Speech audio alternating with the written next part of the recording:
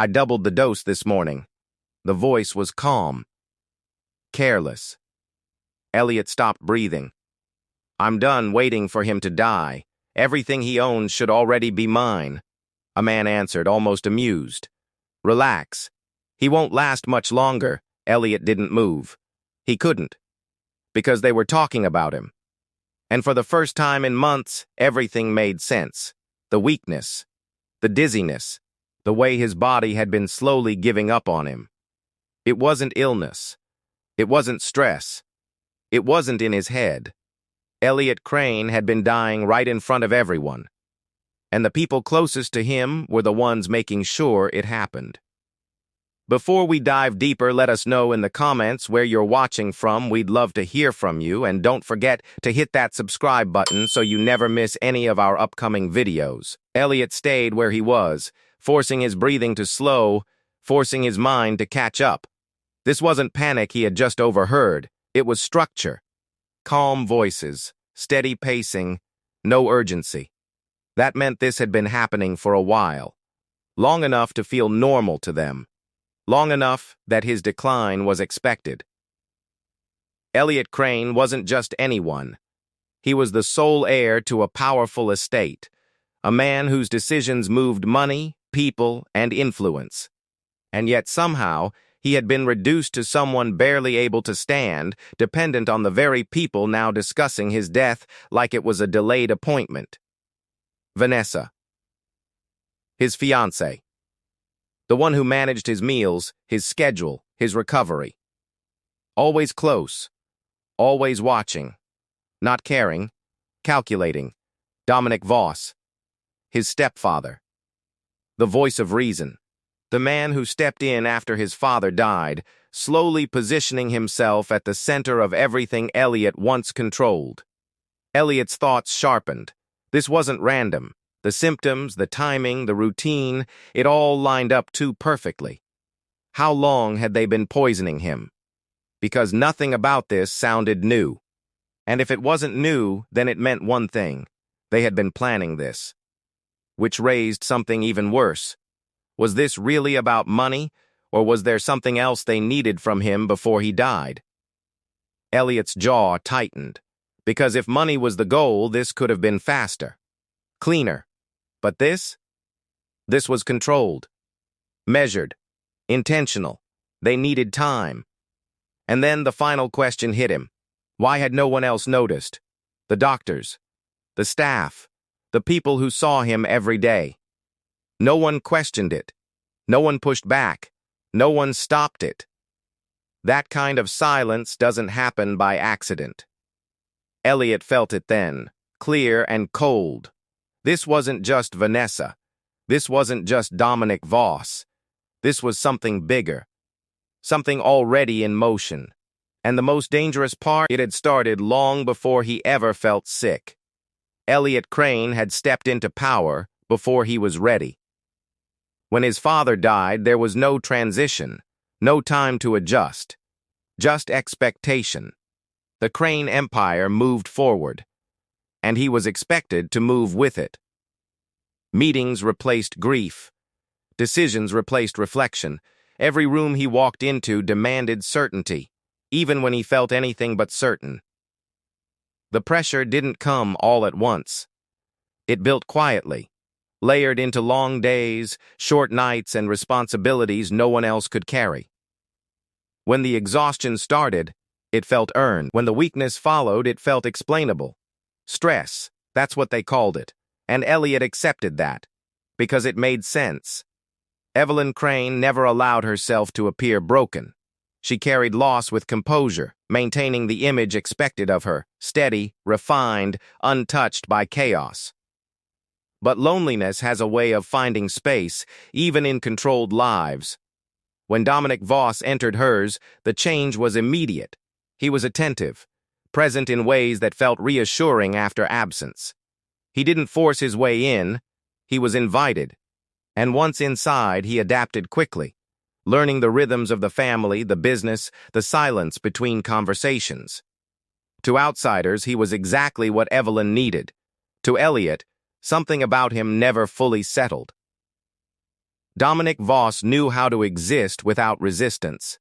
He offered advice without sounding authoritative, stepped in without appearing intrusive, and slowly positioned himself where decisions were made. It wasn't obvious. That was the problem. There was no single moment to question, no clear line crossed. Just a gradual shift, subtle enough to go unnoticed, until it felt permanent. By the time Elliot realized how much Dominic was involved, it already felt normal. Vanessa arrived the same way. Introduced through trusted circles, presented as someone who understood Elliot's world without needing explanation. She was composed, careful, always saying the right thing at the right time. Nothing about her stood out, and that was exactly why she fit. She didn't challenge, she aligned. Her presence simplified things, or at least it seemed that way. When his schedule became overwhelming, she organized it. When his energy dropped, she adjusted around it. When he started feeling unwell, she was the one who made sure he followed every recommendation.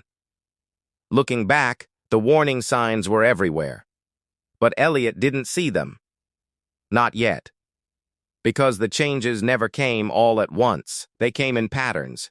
Small adjustments, slight dependencies, a drink prepared for him each morning, medication handled for him, decisions made easier by letting someone else take control. It felt like support. It felt necessary. Until it wasn't. Then the symptoms started getting worse. At first it was subtle. Elliot woke up tired, heavier than the night before, like sleep no longer restored anything. By midday, his focus slipped. Names blurred. Conversations repeated themselves without him realizing. Then came the dizziness, sudden, disorienting, forcing him to steady himself against walls he had walked past 1,000 times without thought. It didn't feel dramatic. It felt gradual, manageable. That's what made it dangerous. The doctors followed a pattern he didn't question. Stress, overwork, burnout. Each visit ended with reassurance and minor adjustments. Nothing urgent, nothing alarming. Blood tests came back inconclusive. Scans showed nothing significant. The language was always careful, always just enough to explain without solving anything. And each time, Vanessa was there, listening, nodding, asking the right questions before he even formed them. She handled the follow-ups, the prescriptions, the routines. The routine became everything. Every morning, the same glass, a green drink, slightly bitter, something she insisted would help stabilize his system. She watched him take it, not intensely, but consistently. Present, every time. Never missing it. At first, he barely noticed. Then he started to feel it, a drop in energy not long after, a heaviness settling in faster than before. By afternoon, the weakness deepened, sharper, harder to push through. Every time he drank it, he felt worse. Dominic reinforced it, structured days, adjusted meals, limited movement, framed it as recovery, as discipline, as the only way Elliot would get better. Rest more. Trust the process. Let others handle the strain. It sounded reasonable. It always does when it's repeated enough. But something else began to shift. The staff spoke less when he entered a room.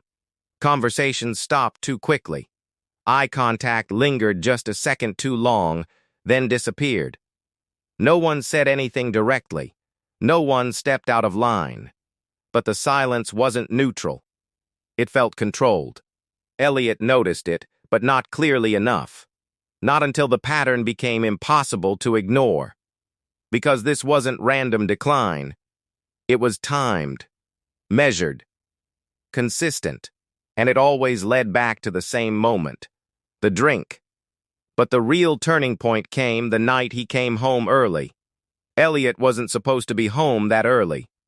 The meeting had ended abruptly, his focus slipping beyond recovery, forcing him to leave before anyone noticed how much control he'd lost. The drive back felt shorter than usual. Quiet. Uneventful. Nothing to suggest that anything had changed, but the moment he stepped inside, something felt off. Not loud, Not obvious, just different enough to slow his movement as he walked deeper into the house. Voices carried from the kitchen. He stopped. Vanessa. And Dominic Voss. Elliot stepped closer, careful now, his body instinctively still despite the weakness running through him. The words came clearer. I doubled the dose. A pause. He's barely holding on. Dominic exhaled, almost amused. Good. Then we're close. Elliot's chest tightened. The hallway seemed to tilt, not from dizziness this time, but from something sharper, something immediate. He didn't step back fast enough. A hand grabbed him, firm, sudden.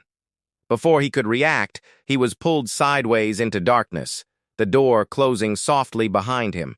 His shoulder hit wood, his breath caught, panic rising fast. Don't make a sound. The whisper was urgent, controlled. Miriam. He hadn't even seen her. Her hand stayed over his mouth for a second longer, then lowered slowly as she leaned closer. If they hear you, you won't leave alive. Footsteps shifted outside. A chair moved. Vanessa's voice again, lighter now, almost casual, as if nothing they had said carried weight. Elliot didn't move. Couldn't.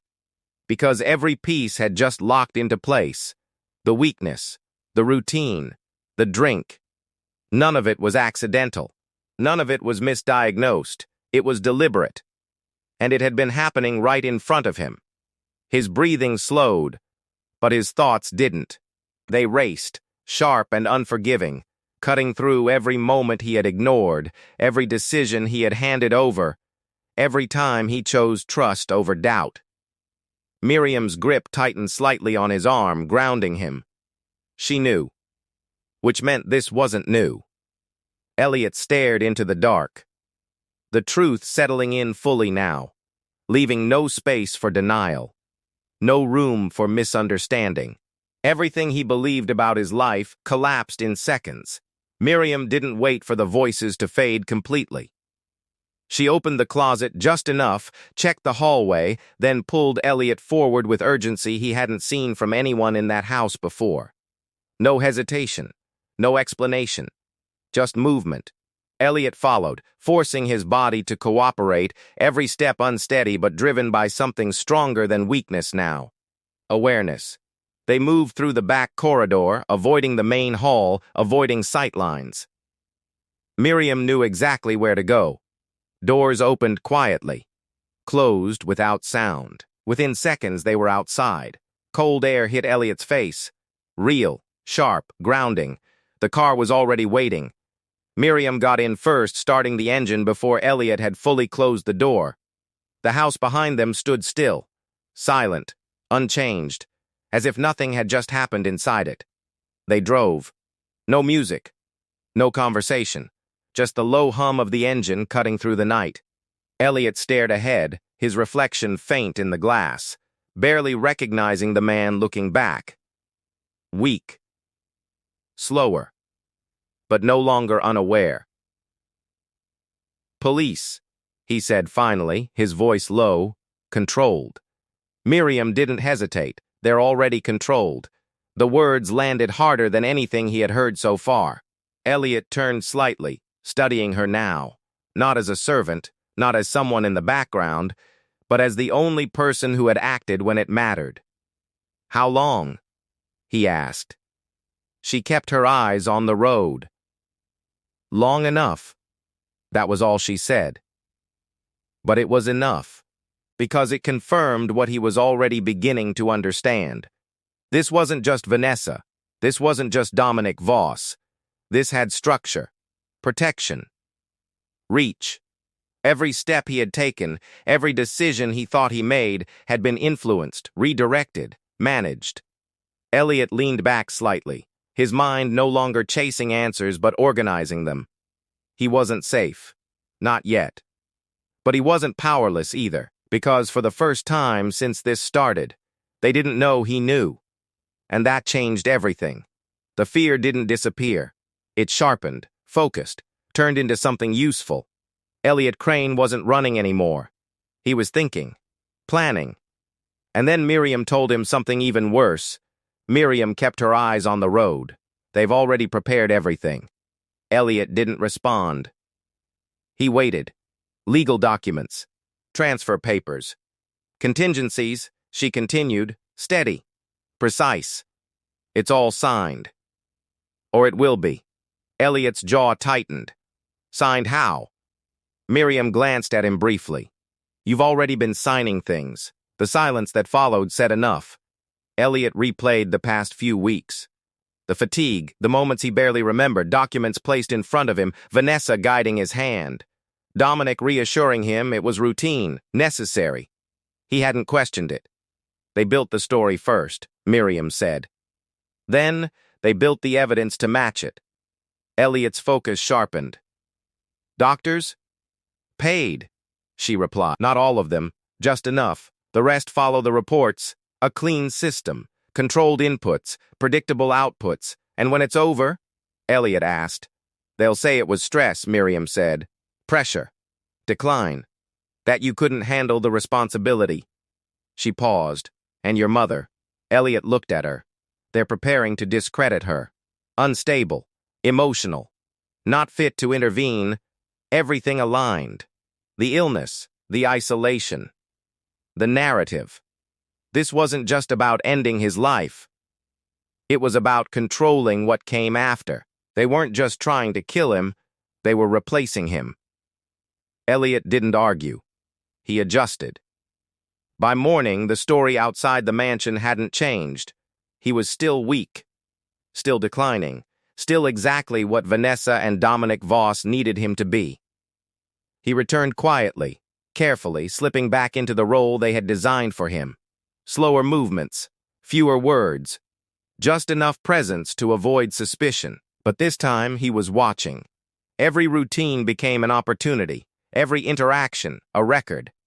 A device hidden where no one would check. Conversations captured in fragments, then in full. Vanessa's voice when she thought he wasn't listening. Dominic's instructions when he believed control was complete. Patterns began to form, not just in what they said, but in what they moved. Elliot tracked it. Accounts shifting, transfers routed through layers meant to hide origin. Signatures linked to decisions he barely remembered making. Each detail built something solid, something undeniable. The risk stayed constant. A pause too long, a glance held too firmly. Vanessa watching him drink. Once, she hesitated. Just for a second. Elliot didn't react, didn't break the illusion. He couldn't afford to. Because the only thing protecting him now was the fact that they still believed he was losing. And the closer they moved to finishing it, the closer he got to proving everything. They thought the plan was over, but it was just beginning. The room was full before Elliot arrived. Executives, legal advisors, familiar faces who had watched him weaken over the past months. Vanessa stood composed at the center, Dominic Voss just behind her, both prepared to close what they believed was already decided. The narrative had been set, the signatures collected. All that remained was confirmation. Elliot walked in unassisted. The shift was immediate. No announcement, no explanation. Just silence spreading across the room as every assumption began to break. Vanessa's expression didn't change at first. Then it did. Confusion. Then calculation. Dominic didn't speak. He watched. Elliot stopped at the head of the table. Calm. Clear. I won't take long, he said. A screen lit up behind him. Audio filled the room. Vanessa's voice. Precise. Familiar. Unfiltered. I doubled the dose. No one moved. Then Dominic. He won't last much longer. The silence turned heavy. Elliot didn't look at them. He let it play. Every piece. Conversations. Transfers. Documents tied back to decisions he never made. The structure they built exposed in sequence, leaving no space to deny, no angle to redirect. Vanessa stepped forward. This isn't. Elliot cut her off without raising his voice. It's complete. Dominic's composure held longer, but not by much. Because this time, control wasn't his. Security entered. Not rushed. Not uncertain. Prepared. The room shifted again. Vanessa's control slipped. Dominic's silence broke into something sharper. But it didn't matter. The evidence had already done its work. Elliot turned slightly, his focus moving past them, to Miriam. She stood at the edge of the room, exactly where she had always been, unnoticed. Until now. Elliot held her gaze for a moment. "Why?" he asked. Miriam didn't hesitate. "Your father knew," she said. The words landed quietly, but they carried weight. He saw what Dominic Voss was building before anyone else did. He kept records, contingencies. She paused. "He trusted me to keep them safe." Elliot absorbed that. Everything aligned again. Not just what was happening now, but what had started long before him. Miriam hadn't stepped in by chance. She had been waiting. Loyalty, held in silence until it mattered. Elliot looked back at Vanessa. Then Dominic. Betrayal. Carefully planned. Then back to Miriam. Loyalty. Carefully kept. And in that moment, the difference between the two was clear. One tried to erase him, the other made sure he remained. The house felt different when Elliot returned. Same walls, same silence. But nothing inside it held the same meaning anymore.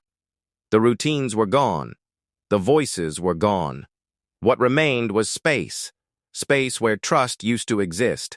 Space where control had quietly taken root. He walked through it without stopping. No hesitation now. No uncertainty. Just clarity. Because the truth had been there long before the symptoms. It had been in the details he ignored. The patterns he accepted. The people he trusted without question. And in the end, it wasn't strength that saved him. It was awareness. Sometimes, the people closest to you aren't protecting your life, they're waiting to take it. Would you have noticed the signs before it was too late? Let us know in the comment section. Make sure to like the video and hit that subscribe button so you never miss any of our upcoming stories.